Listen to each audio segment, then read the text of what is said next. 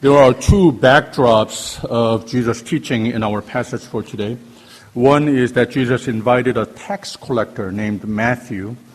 Life and profession of Matthew was that simply regarded as a sinner.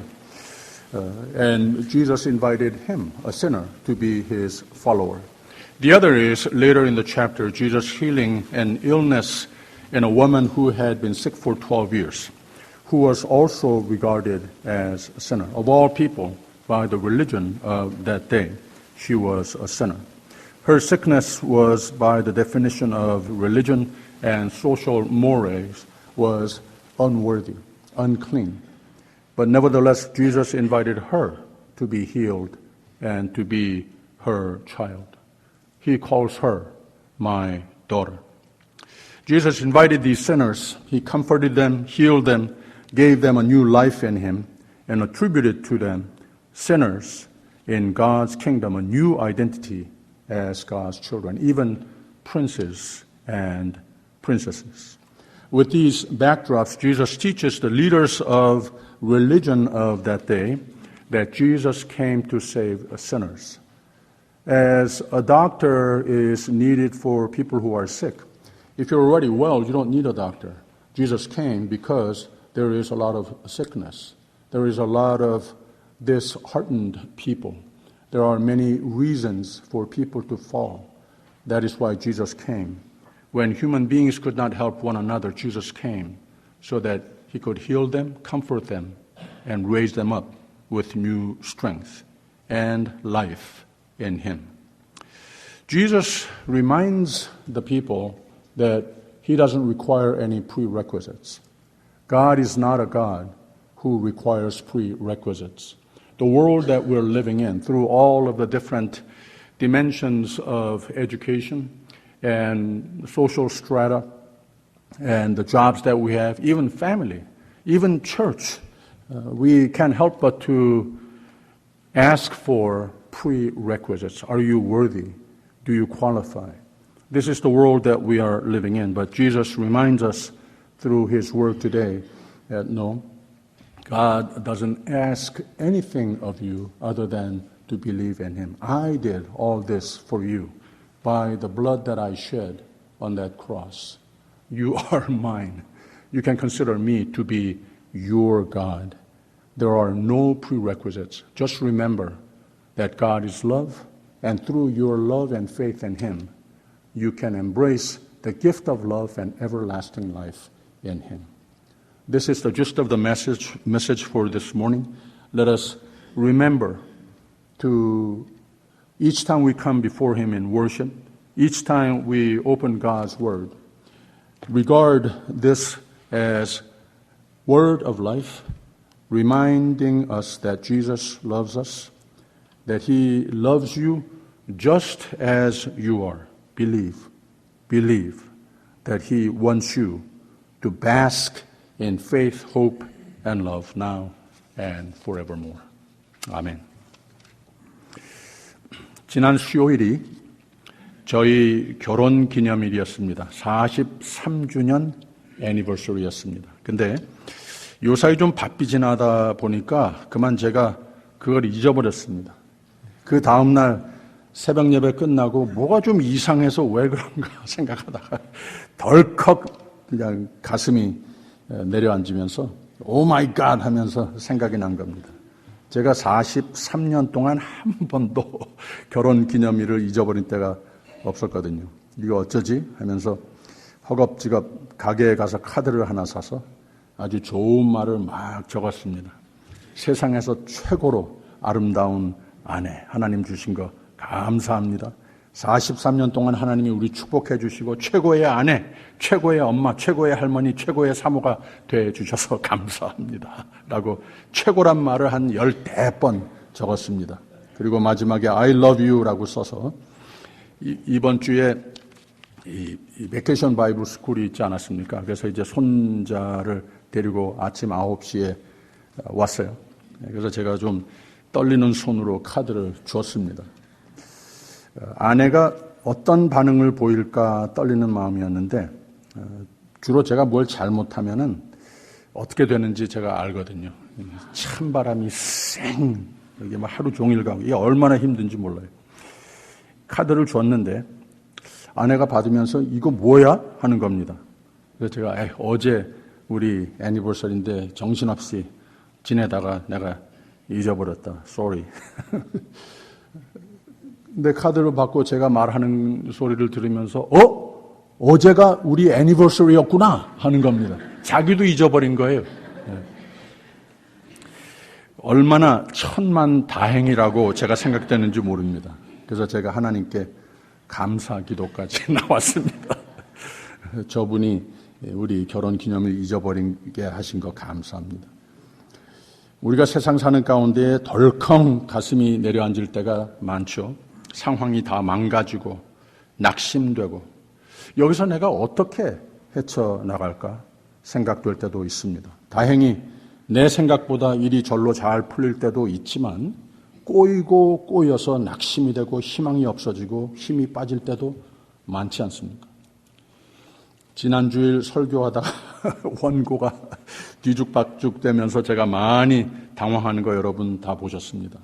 나중에 제가 테이프를 보니까 원고 3페이지가 없어졌는 줄 알고 허겁지겁 찾는 시간이 1분 정도였었어요.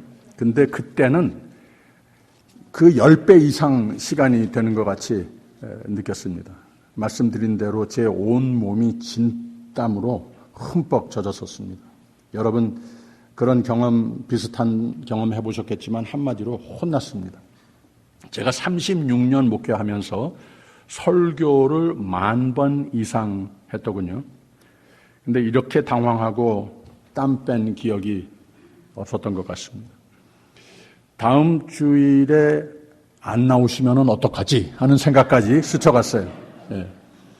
오늘 이렇게 저를 너그럽게 모시고 다 나오셔서 감사를 드립니다. 저 만나러 온 게 아니고 하나님 만나러 오셔서 감사드립니다.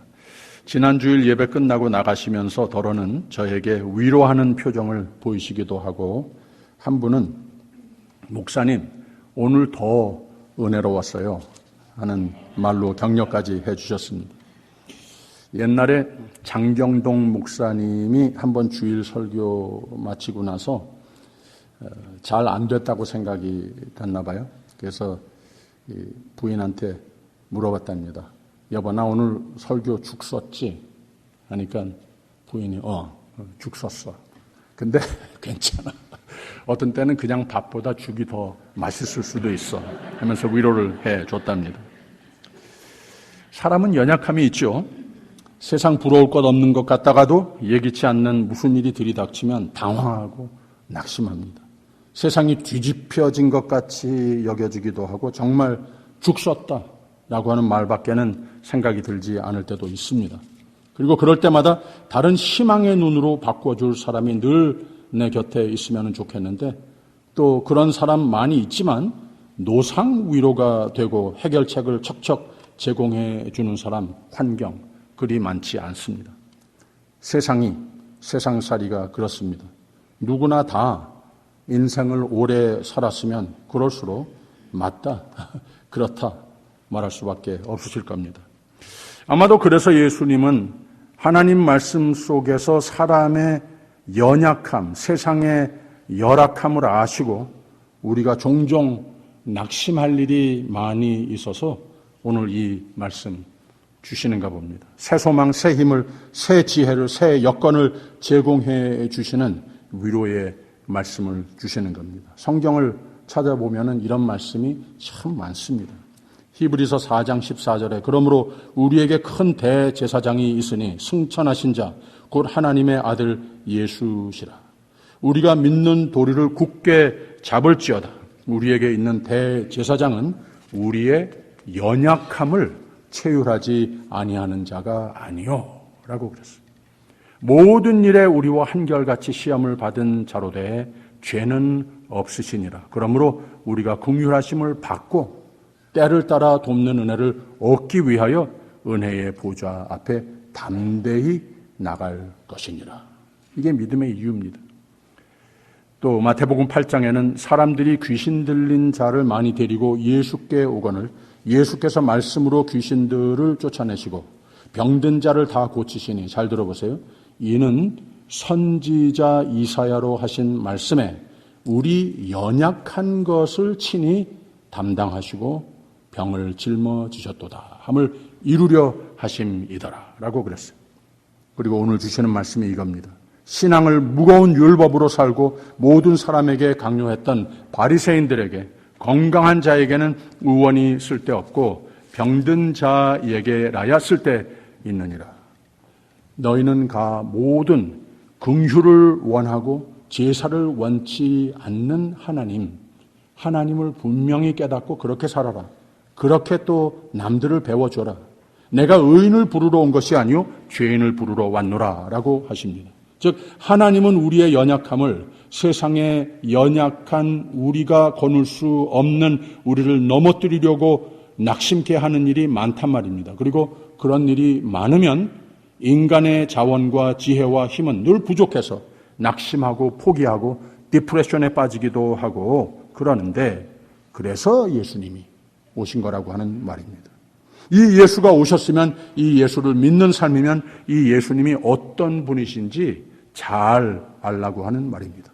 바로 오늘 말씀은 예수가 어떤 분이시고 믿음으로 우리가 어떤 존재가 됐는지, 이 예수를 믿고 사는 사람이면 어떤 특권을 안고 사는 사람들인지, 내가 누군지 확실히 알라고 주시는 말씀입니다. 모든 연약함, 세상의 모든 힘든 일, 낙심될 일, 모든 것 하나님의 놀라운 은혜로 말미암아 모든 것 넉넉히 이길 사람이 우리라고 하는 것을 분명히 알라고 가르쳐 주시는 겁니다. 그러면 이 예수님이 어떤 분이신가? 예수님이 오신 이유가 무엇인가?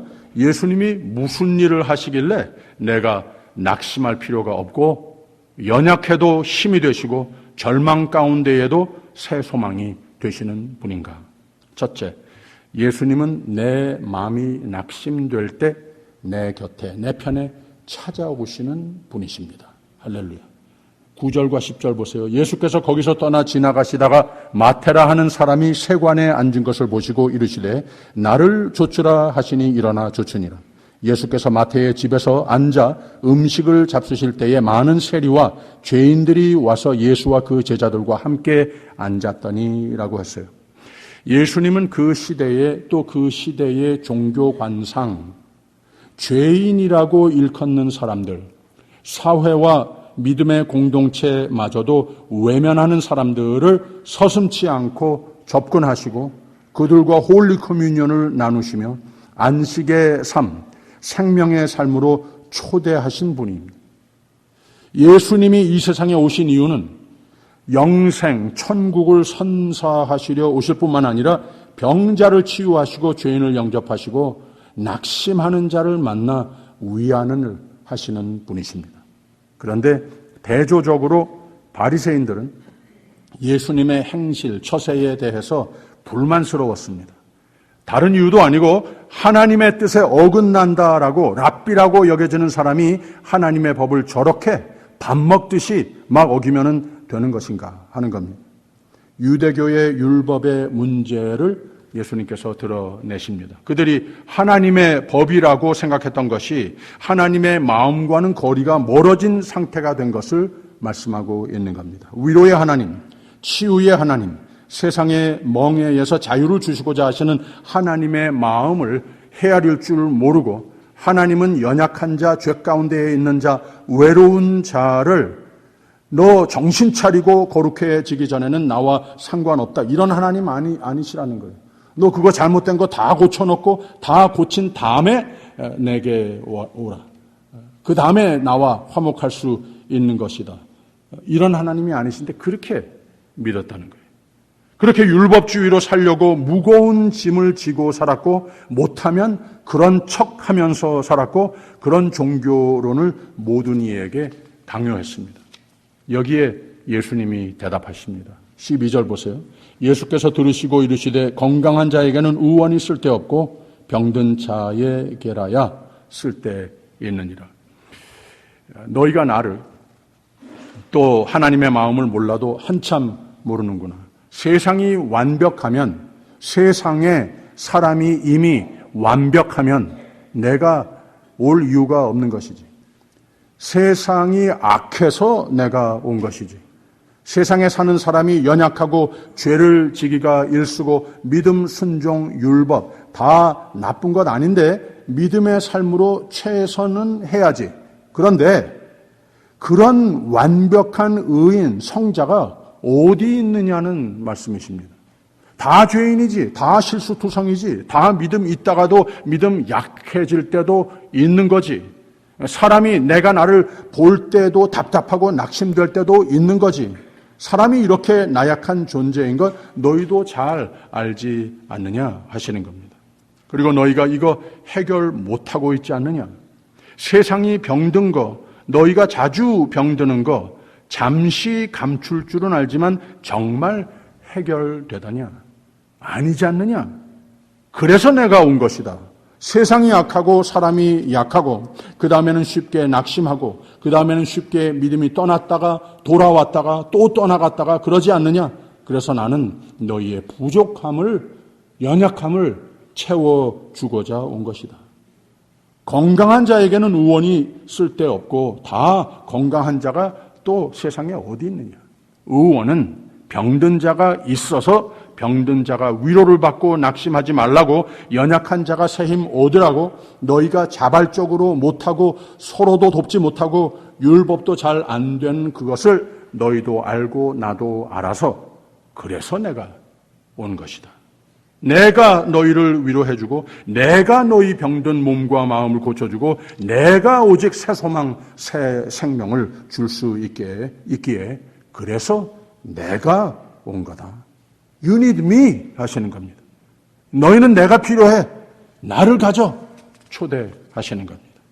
이어서 말씀하십니다. 13절에 너희는 가서 내가 긍휼을 원하고 제사를 원치 아니하노라 하신 뜻이 무엇인지 배우라. 내가 의인을 부르러 온 것이 아니요 죄인을 부르려 왔노라 하시니라 라고 그랬습니다. 그러니까 너희들은 은혜가 필요한 거예요. 너희 제사 고마운데, 율법, 예식 고마운데 수년간 배우고 연습하고 터득했다고 하자. 그게 너희를 정말 깨끗하게 해주더냐? 그게 정말 거룩하게 의인으로 너희들을 만들어 주더냐? 그러니 나는 죄인입니다. 솔직히 고백하고 두 손 들고 너희의 죄와 모든 부족한 것 다 내가 짊어지고 다 내가 해결해 주려 온 거다.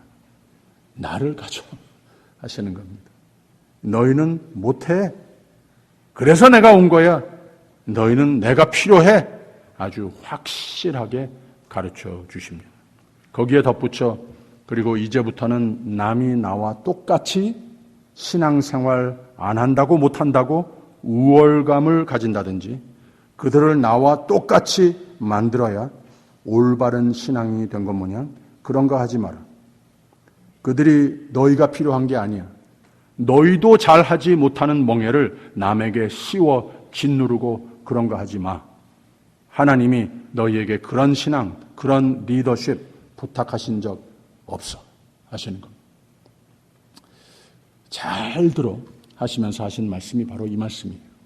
너희는 가서 내가 긍휼을 원하고 제사를 원치 아니하노라 하신 뜻이 무엇인지 배우라.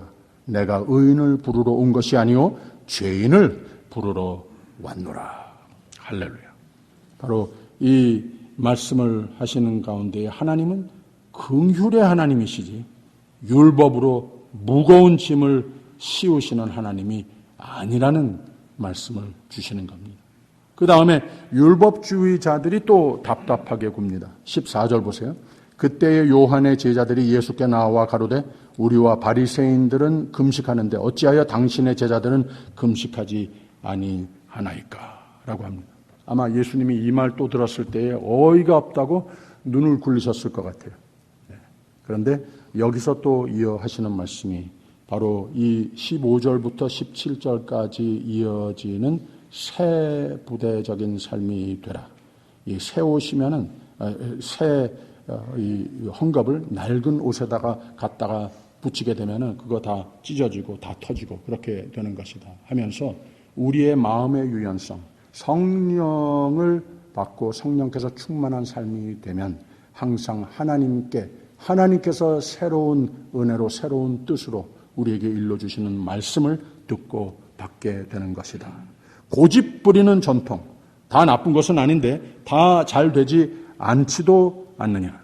이런 것을 붙들고 그게 복음인 것처럼 그게 구원 천국 가는 길처럼 믿어왔던 것 좀 내려놓을 줄도 알아라 하시는 겁니다. 하나님이 새로운 지혜를 주시고자 할 때에 마음을 열고 겸손하여 하나님의 음성을 들을 줄도 알고 하나님의 마음을 깨달아 새 마음 하나님의 뜻에 부합한 참 길이요 진리를 깨달아 생명과 자유로 이끄시는 하나님의 영으로 너희의 마음을 채워라. 너희 마음을 너희 믿는 이유, 방법을 좀 바꿔라 하시는 뜻으로 이 말씀을 하신 겁니다. 그래서 내가 온 것이다. 나를 가져라. 나를 남에게 줘라. You need me. 그래서 내가 온 거다라고 가르치시는 겁니다. 이해가 되십니까? 교회들이 본의 아니게 서로 다투고 문제가 생기고 서로 안 보고 보면은 째려보고 하물며 교회가 갈라지기도 하고 그러는 이유가 뭔지 아세요? 다 새 포도주를 낡은 부대에 자꾸 담아서 그렇습니다. 생배 조각을 낡은 옷에 자꾸 꿰매 붙여서 그런 겁니다. 그러니 나의 주관적, 경험적, 전통적 신앙만 살고 주장하고 논쟁하고 싸우기까지 하다 보니 다 터지는 겁니다. 다 찢어지죠.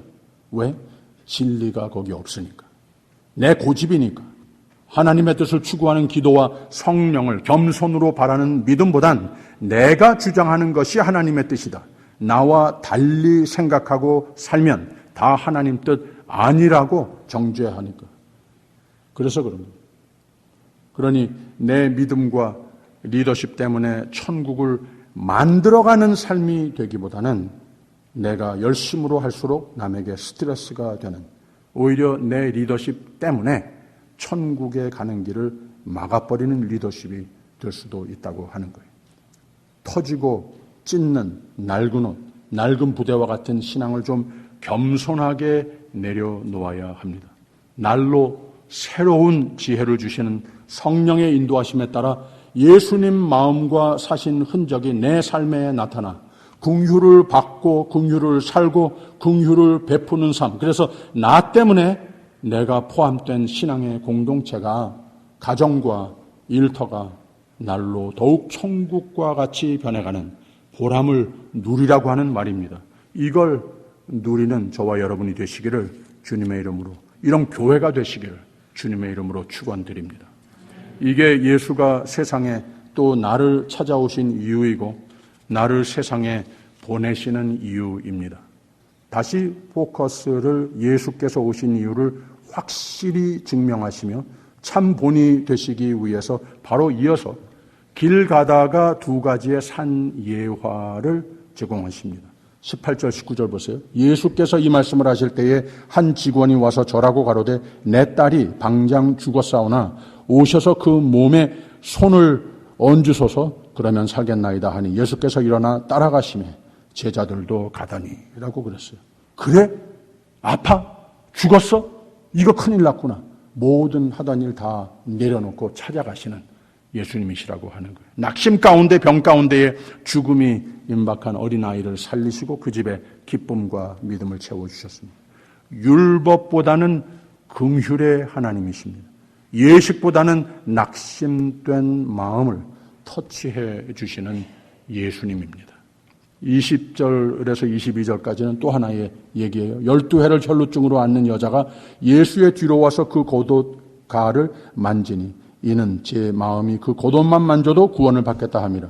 예수께서 돌이켜 그를 보시며 가라사대 딸아 안심하라 내 믿음이 너를 구원하였다 하시니 여자가 그 시로 구원을 받으니라 라고 그랬어요. 낙심 가운데에 병 가운데에 죽지 못해 사는 한 여인을 병도 고치시고 낙심의 인생, 버림받은 삶을 새 평화로 새 생명의 삶으로 바꿔놓으셨습니다. 율법보다는 긍휼이죠. 예식보다는 낙심된 마음을 터치해 주시는 예수님이십니다. 바로 이런 일, 예수님께서 오신 이유가 그겁니다. 율법이 아닌 예식적으로 신학적으로 틀림없는 제사를 요구하시려 오시는 분이 아니라는 거예요.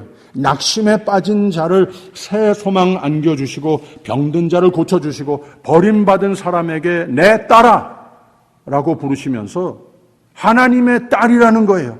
새 하나님의 자녀라고 하는 자아를 회복시켜 주심으로 사랑이 하나님의 마음이 생긴 바로 그 모습이고 사랑이 예수님이 오신 이유라고 하는 것을 교리적으로 가르치시고 시원하게 낙심에 빠진 한 집에 기쁨을 회복해 주시고 절망 속에 파묻혀 사는 한 버림받은 여인을 고쳐주심으로 인생의 새 희망을 불어 넣어주심으로 예수님은 확실하게 예수가 왜 이 세상에 오셨는가 가르쳐 주시는 겁니다.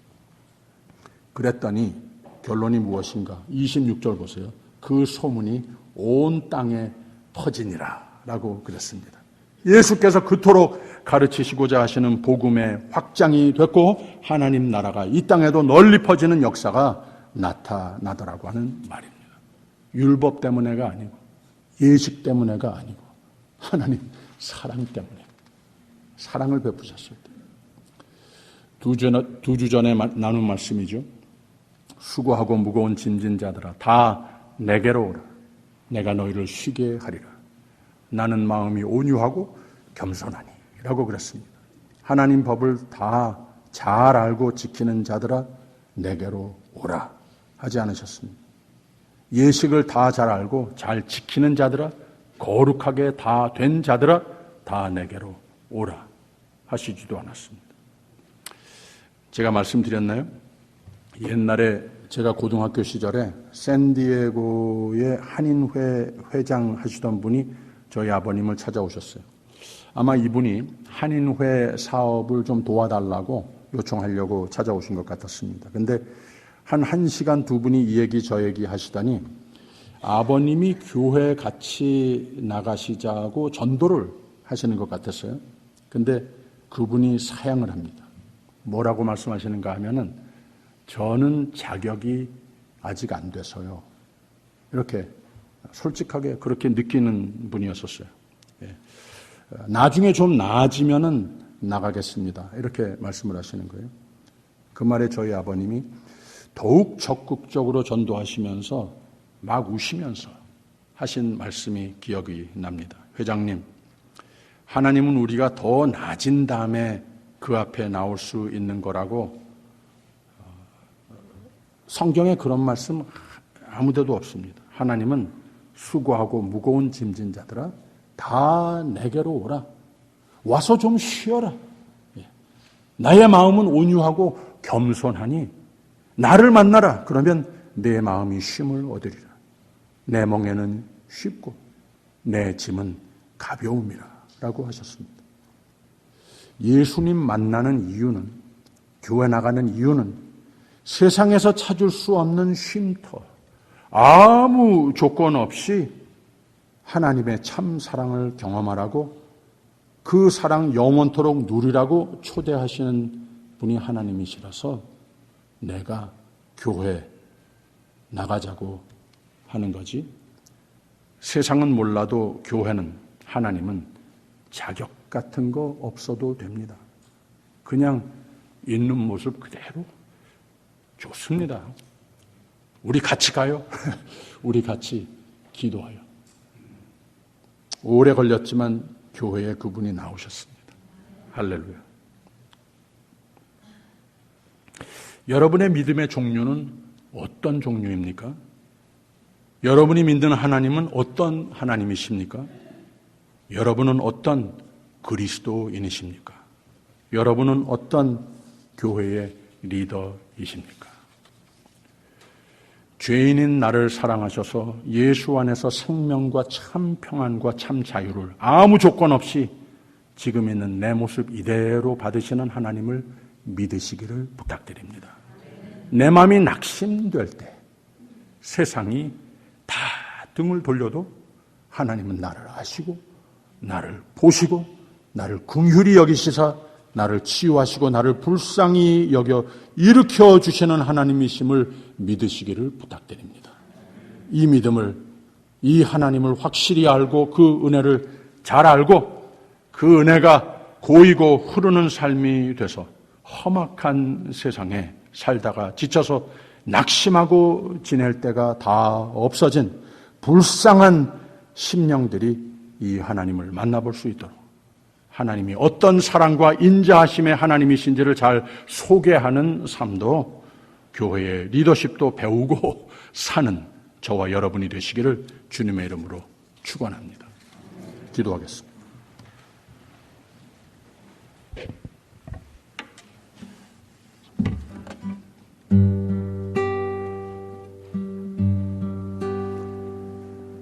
주님여 이 손을 꼭 잡고 가소서. 약하고 피곤한 이 몸을 폭풍우 후감 속 해치사 빛으로 손잡고 날 인도하소서.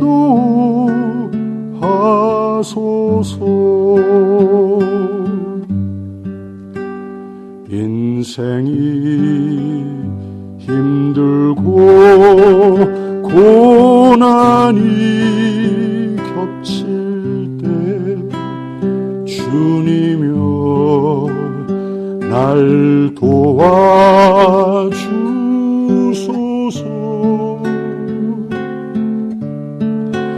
외치는 이 소리 귀 기울이시사 손잡고 날 인도하소서.